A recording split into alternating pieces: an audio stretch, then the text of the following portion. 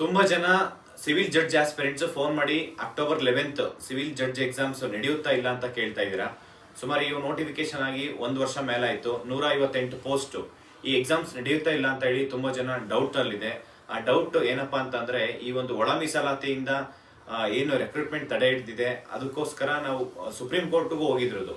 ಆ judge exams 158 post ಒಳ ಮೀಸಲಾತಿ ಅಪ್ಲೈ ಆಗ್ಬೇಕು ಅಂತ ಸುಪ್ರೀಂ ಕೋರ್ಟ್ ಜಡ್ಜಿ ಅಂದ್ರೆ ಸುಪ್ರೀಂ ಕೋರ್ಟ್ಗೆ ಹೋದಾಗ ಸುಪ್ರೀಂ ಕೋರ್ಟ್ ಡೈರೆಕ್ಷನ್ ಏನ್ ಮಾಡಿತ್ತು ಅಂತಂದ್ರೆ, ಜಡ್ಜ್ ಎಕ್ಸಾಮ್ಸ್ ಈ ಒಳ ಮೀಸಲಾತಿಗೆ ಅಪ್ಲೈ ಆಗಲ್ಲ, ಎಕ್ಸಾಮ್ಸ್ ಕಂಡಕ್ಟ್ ಮಾಡಿ ಅಂತ ಹೇಳಿ ತುಂಬಾ ದಿನದ ಮುಂಚೆನೆ ಹೇಳಿತ್ತು. ಅದಾದ್ಮೇಲೆ ನೆಕ್ಸ್ಟ್ ಇನ್ನೊಂದು ವಿದ್ಯಾರ್ಥಿ ಏನಪ್ಪಾ ಅಂತಂದ್ರೆ, ಈ ಒಂದು ಸಿವಿಲ್ ಜಡ್ಜ್ ಎಕ್ಸಾಮ್ಸ್ಗೆ 3 ವರ್ಷ ಪ್ರಾಕ್ಟೀಸ್ ಕಂಪಲ್ಸರಿ ಅಂತ ಹೇಳಿ ಕೋರ್ಟ್ಗೆ ಹೋಗಿದ್ರು, ಸುಪ್ರೀಂ ಕೋರ್ಟ್ಗೆ.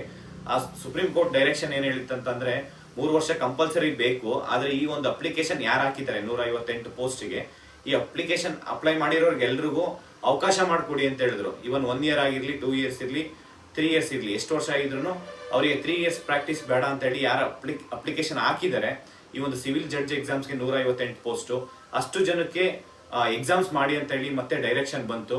ನೆಕ್ಸ್ಟ್ ಮುಂದೆ ಆಗಂತ ಎಕ್ಸಾಮ್ಸ್ ಎಲ್ಲ 3 ವರ್ಷ ಅಂದ್ರೆ 3 ವರ್ಷ ಸಿವಿಲ್ ಜಡ್ಜ್ ಎಕ್ಸಾಮ್ ಅಂದ್ರೆ ಪ್ರಾಕ್ಟೀಸ್ ಮಾಡಿರ್ಲೇಬೇಕು ಅಂತ ಹೇಳಿ ಸುಪ್ರೀಂ ಕೋರ್ಟ್ ಆದೇಶ ಬಂದಿದೆ. ಈಗ ಮುಂದೆ ಆಗಂತ ಎಕ್ಸಾಮ್ಸ್ಗೆಲ್ಲ 3 ವರ್ಷ ಕಂಪಲ್ಸರಿ ಪ್ರಾಕ್ಟೀಸ್ ಮಾಡಿರ್ಬೇಕು.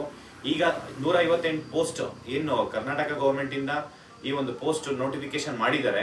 ಆ ನೋಟಿಫಿಕೇಶನ್ಸ್ ಈ ಒಂದು ಅಕ್ಟೋಬರ್ 11th ನಡೆಯುತ್ತಾ ಇಲ್ಲ ಅನ್ನೋದು ತುಂಬಾ ಜನಕ್ಕೆ ಡೌಟ್ ಅಲ್ಲಿ ಇದೆ. ಆ ಡೌಟ್ ಯಾಕೆ ಡೌಟ್ ಇದೆ ಅಂತಂದ್ರೆ, ಒಳ ಮೀಸಲಾತಿ ಅಪ್ಲೈ ಮಾಡಿ ರೀನೋಟಿಫಿಕೇಶನ್ ಮಾಡ್ತಾರಾ ಇಲ್ಲ ಅಂತ ಹೇಳಿ.